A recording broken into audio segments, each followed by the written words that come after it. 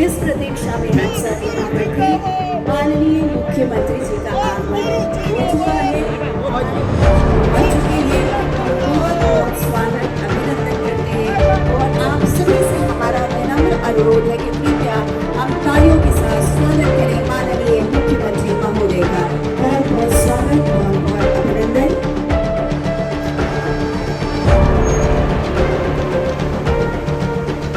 बिहार को आज दो बड़ी सौगात बिहार के मुख्यमंत्री नीतीश कुमार ने दी है। पटना में 50 सीएनजी बसों के परिचालन को मुख्यमंत्री ने आज हरी झंडी दिखाई है। इसके साथ ही साथ 350 एम्बुलेंस को मुख्यमंत्री ने हरी झंडी दिखाकर बिहार के अलग अलग प्रखंडों में और जिलों में भेजा है। कोरोना के तीसरी लहर को देखते हुए सरकार एहतियात कदम बरत रही है। जिस तरीके से दूसरी लहर के दौरान एम्बुलेंस की शॉर्टेज देखी गई थी, इसको लेकर सरकार ने बाकायदा इंतजाम किए हैं और 350 एम्बुलेंस का आज परिचालन मुख्यमंत्री ने किया है। इसके साथ ही साथ मुख्यमंत्री नीतीश कुमार ने क्या कुछ कहा है, आप सुनिए। सीएनजी बस का उद्घाटन हुआ सर, कितने बस?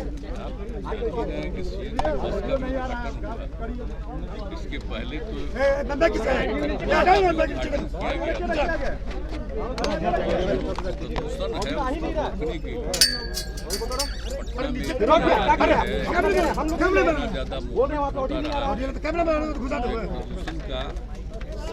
पता चला जा रहा था, ये काम किया गया है।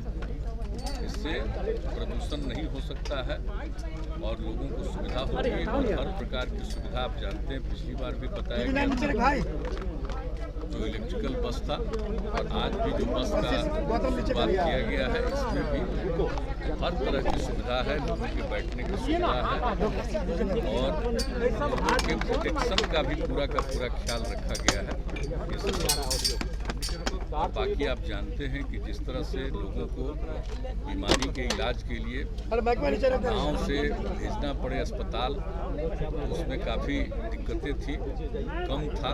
अब उसी को ध्यान में रख करके आप देख रहे हैं कि हम लोगों ने जो तय किया है, पहले से जो योजना बनी हुई है, उसी में भी ये तय कर दिया कि हर एक ब्लॉक में 2 लोगों को दिया जाएगा, 2 लाख रुपए तक की मदद की जाएगी, 50% और अधिकतम 2 लाख रुपए तक की मदद की जाएगी एम्बुलेंस के लिए। तो उसी हिसाब से आप देख रहे हैं कि इतने जल्दी 350 लोगों का हो गया और ये लक्ष्य है कि इस साल के अंत तक पूरा जो कुछ भी है हर एक प्रखंड में 2 का वो पूरा हो जाएगा और 800 अभी कुछ दिन के बाद भी और होने वाला है। ये जैसा बताया गया है कि अक्टूबर महीने तक वो भी हो जाएगा। तो इस तरह से जो एम्बुलेंस की सुविधा हो जाएगी, जो देख रहे थे कि अभी जो कोरोना का दौर चला है तो उनको कहीं से भेजने में काफ़ी तरह की दिक्कतें आई थी।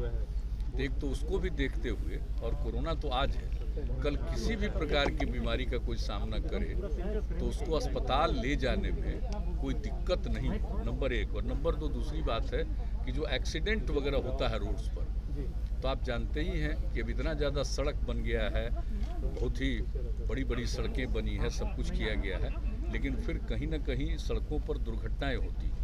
और अगर कोई उस इलाके का आदमी दुर्घटना का पीड़ित है तो उसको तत्काल इलाज के लिए, उसके बचाव के लिए अस्पताल वगैरह में पहुंचाना है, तो अगर एम्बुलेंस नहीं होने पर तो दिक्कत होती है। एक सीमित समय रहता है, अगर उस बीच में इलाज शुरू हो जाए तो उनके बचने की संभावना रहती है। तो इसलिए इस बात का भी ध्यान, सिर्फ यही नहीं कि आज जो कोरोना की स्थिति में जो नौबत है या अन्य बीमारियों का भी, लेकिन साथ साथ एक्सीडेंट का भी कुछ मामला हो तो उसके लिए भी तो ये शुरू किया गया है ताकि ग्रामीण इलाकों में ये उपलब्ध रहे। इसी तरह से अन्य प्रकार से भी हम लोग कर रहे हैं। तो आज जो ये किया गया है आप जानते ही हैं, सब देखे ही हैं, बहुत अच्छी बात है। और पटना टाउन में अब जिस तरह से प्रदूषण को कम से कम करने के लिए, पर्यावरण के संरक्षण के लिए जो उपाय किया जा रहा है, तो आप देख ही रहे हैं, तो ये भी किया गया है। इसलिए मुझे बड़ी फरवरी में और 2020 के भी फरवरी में हाउस से हम लोगों ने सर्वसम्मति से प्रस्ताव पारित किया है कि जनगणना जाति आधारित होनी चाहिए। और इसके बारे में तो बराबर आप जानते हैं कि हम लोगों का जो विचार है वो आप जानते हैं 90 से ये दिमाग में बात आई और उसके बारे में हम कई बार बता चुके हैं। लेकिन यहाँ पर भी हाउस के अंदर भी इस बातों को रखे 2019 में भी और 2020 में भी, तो वहाँ से भी हम लोगों ने सर्वसम्मति से प्रस्ताव भेजा है। हम तो आग्रह करेंगे कि एक बार जरूर करना चाहिए। अब 10 के बाद कुछ दिन के बाद लोगों ने किया था, कास्ट का सेंसस किया, तो उसका तो कोई मतलब आया नहीं, ठीक से हुआ नहीं। तो जो बन करके तैयार हुआ था 13 में, तो 13 के बाद तो कभी पब्लिश नहीं हुआ कि आखिर किस इलाके में किस जाति की कितनी संख्या है। एक बार जरूर होना चाहिए कास्ट बेस्ड सेंसस, ताकि मालूम हो जाए और जो गरीब गुरबा तबके के लोग हैं, SC ST के अलावे बाकी जो लोग हैं, उनको भी इसका लाभ मिलेगा और पता चल जाएगा कि सही मायने में इनकी संख्या कितनी है।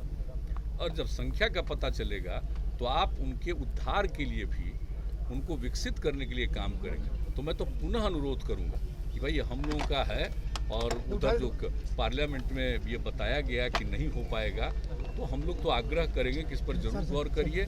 और हम पहले भी न सिर्फ यहाँ से प्रस्ताव गया है, हमने बातचीत भी की थी, तो हमारी तो हम लोगों की तो इच्छा है भाई कि होना चाहिए और उस सब के हित में। सर एक सवाल है, दैनिक भास्कर के दफ्तर में देख लीजिए, इसके लिए तो पूरी कार्रवाई हो रही है। और आप जानते हैं कि किस तरह से इसका जांच किया, और जांच करने के बाद जो सरकारी कर्मचारी अफसर हैं, उनकी भी कोई भूमिका अगर गड़बड़ दिखाई गई तो उस पर भी कार्रवाई हो रही है। तो पूरी की पूरी कोशिश सरकार की तरफ से और डिपार्टमेंट की तरफ से और बाकी सब कुछ का पुलिस और अन्य विभागों की तरफ से भी इसके मामले में पूरे तौर पर देखभाल किया जा रहा है। वैसे तो हम बराबर कहते हैं कि आप चाहे कुछ भी करिए, कुछ न कुछ तो गड़बड़ करता ही है। आप चाहे कितना भी अच्छा काम कर दीजिए, दुनिया भर को देख लीजिए, तो कुछ लोगों की तो मानसिकता गड़बड़ होती है। लेकिन इसके लिए पूरा प्रयास करना चाहिए कि इसका समाधान हो, कम से कम गड़बड़ी हो सके। वैसे तो गड़बड़ी होने नहीं देना है, हम लोग का तो लक्ष्य यही है कि कोई प्रकार की गड़बड़ी नहीं होनी चाहिए। हाँ नहीं, वो देखिए एक एक चीज पर पूरे तौर पर नजर रखा हुआ है लोगों का, और लोग रिपोर्ट करते हैं रेगुलरली। सारे जगह के DM और SP या सीनियर SP ये लोग भी एक एक चीज को देख रहे हैं। और खास करके जिन इलाकों में आप जानते हैं कि सबसे ज्यादा वहाँ से निकलता है बालू, तो उस सब चीज़ों को भी लोग देख रहे हैं, और कहीं कोई गड़बड़ी कर रहा है तो उसको डिटेक्ट करने की कोशिश कर रहे हैं और उस पर एक्शन भी कर रहे हैं, और सबको कब्जा में रख करके, और जो सरकार के जो डिपार्टमेंट के नियंत्रण में है उसके माध्यम से जो जहां इसकी उपयोगिता है, लोगों को इसको प्रोवाइड करने की भी कोशिश करने में लगे हुए हैं। तो इसके बारे में तो एक मीटिंग हुई है और सब लोग इस काम को कर रहे हैं। तो इतना तो हम जरूर कहेंगे कि देखिए भाई, गड़बड़ नहीं करना चाहिए और ठीक से काम करना चाहिए। कोई भी चीज़ है, किसी भी चीज़ को गड़बड़ी करने पर तो पूरे तौर पर कोशिश कर रहा है, और अगर सरकारी तंत्र में भी कोई गड़बड़ है तो उनको भी छोड़ा जाता है। अभी कुछ लोगों को पता चला है तो उनके ऊपर पूरा पूछताछ हो रहा है, सब कुछ कार्रवाई हो रही है। जो जरूरी बात होगी वो यहाँ के उस पर जो एक्शन